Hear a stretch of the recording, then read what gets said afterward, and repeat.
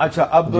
آپ دیکھیں ہم ہمیشہ خواتین کے ساتھ جو زیادتی ہوتی ہے ہم اس کی ہمیشہ مذمت کرتے ہیں. کل بھی ایک لاہور کی خاتون وکیل ہیں مومنہ خان, ان کے بارے میں لاہور ہائی کورٹ بار کے پریزیڈنٹ نے ہمارے شو پہ بات کی, ہم نے ان کی گرفتاری کی مذمت کی, پنجاب پولیس نے ان کو ریلیز کر دیا مومنہ خان کو, کیونکہ وہ کسی تشدد کی کارروائی میں ملوث نہیں تھی. ٹھیک ہے, لیکن ہمیں یہ کہا گیا ہے کہ جی اب جن خواتین کی آپ بات کر رہے ہیں ذرا ان کے بارے میں یہ قوم کو بتائے نا کہ انہوں نے 9 مئی کے دن کیا کیا کارروائی کی. تو ذرا آپ سنیں, کیونکہ آپ ہائی کورٹ بار کے پریزیڈنٹ ہیں. یہ 2 خواتین ہیں, سپریم کورٹ سے سپریم کورٹ بار کے آپ پریزیڈنٹ ہیں. یہ 2 خواتین ہیں, انہوں نے 9 مئی کے دن جب یہ زمان پارک سے کور کمانڈر لاہور کے گھر کی طرف جا رہے تھے تو ان کی کیا گفتگو تھی, ان کے کیا عزائم تھے, سنیں ذرا.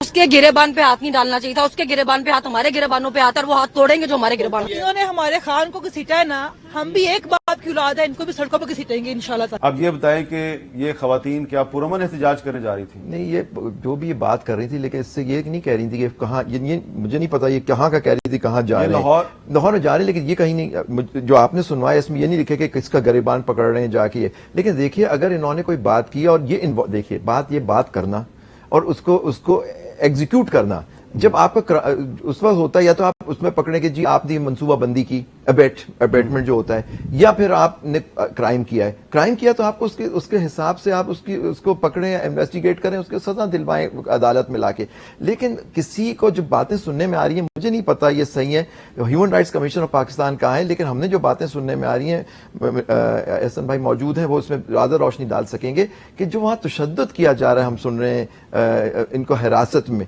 تو اس کا اگر یہ بتائیں. تو دیکھیے پنجاب گورنمنٹ نے باقاعدہ, اور ڈی سی لاہور خود ایک خاتون ہے, انہوں نے جا کے ان تمام قیدیوں سے مل کر کہا کہ کسی قسم کا کوئی ناروا سلوک نہیں کیا جا رہا. یہ صرف ایک مغرب میں ہمدردی حاصل کرنے کے لیے کہانیاں کی جا رہی ہیں. لیکن میں اس چیز کی طرف آؤں گا, یہ جو 2 آپ نے خواتین کا دکھایا, کتنے سینکڑوں نوجوان جو 9 مئی کو نکلے تھے اپنی طرف سے انقلاب لانے کے لیے, ہم نہیں سنوا سکتے کیونکہ ان کی گفتگو میں کچھ بہت ہی قابل اعتراض جارحانہ باتیں ہیں. جارحانہ نہیں, مخرب الاخلاق باتیں. اچھا, اب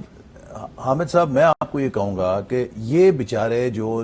آج بھگت رہے ہیں سزائیں, کون ذمہ دار ہے, ان کی ذہن سازی کس نے کی ہے؟ عمران خان نے, جس کو کہ ہم سپورٹس مین کہتے ہیں, پچھلے اتنے سالوں کے اندر اور خاص طور پہ اقتدار سے نکلنے کے بعد اپنے حمایتیوں کی ذہنوں میں نفرت اور نفرت بھری ہے, اور اتنا پوائزن کر دیا ان لوگوں کو کہ یہ لوگ, مقصد میں نے آپ کو شاید واقعہ سنایا تھا کہ وہ جو میک ڈونلڈ پہ میرے خلاف ایک فیملی نے نعرے لگائے, تو وہ جب ان کی نائس آف دیم آئے معذرت کی, تو میں نے ان سے پوچھا, میں نے کہا کہ آپ لوگ پڑھی لکھی خواتین تھیں, اس وقت بھی میں نے آپ سے کہا تھا, آپ نے کیوں ایسا ایکٹ کیا کہ آپ کو اب معذرت. انہوں نے کہا کہ جی بس ہم میں اتنی خان صاحب نے نفرت بھر دی تھی کہ جب آپ کو دیکھا تو ہم سپونٹینیسلی, ہم سے رہا نہیں گیا, ہم نے کیا. دیکھیے یہ وہ نفرت ہے جو خان صاحب نے اتنی قوم میں اپنے سپورٹرز میں بھر دی ہے. اس کا نتیجہ کیا ہے کہ پولرائزیشن آج آپ کو ہر سطح پہ نظر آتی ہے. سوسائٹی کے اندر پولرائزیشن ہے, جوڈیشری کے اندر پولرائزیشن ہے, اور پچھلے خاص طور پہ 8-9 مہینے سے خان صاحب جس فالٹ لائن پہ مسلسل ہٹ کر رہے ہیں وہ یہ ہے کہ ہماری مسلح افواج کے اندر بھی یہ پولرائزیشن ڈیوائڈ پیدا کر دے. ایک ہی ادارہ ہے جس کا ڈسپلن ہمارا تورہ امتیاز ہے. آپ دیکھیے ہم ایک نیوکلیئر کنٹری ہیں, اگر خدا نہ خواستہ ہمارے دفاعی اداروں میں آپ کسی قسم کی ڈس یونٹی پیدا کرتے ہیں یا اس میں انڈسپلن پیدا کرتے ہیں, اس کے کیا کانسیکوینسز ہوں گے؟ احسن اقبال صاحب, آپ کی پارٹی کی قیادت بھی تو ماضی میں مسلح افواج کے افسران پہ انتہائی جارحانہ تنقید کرتی رہی. نہیں, ہم نے دیکھیے کبھی ادارے پر تنقید نہیں کی,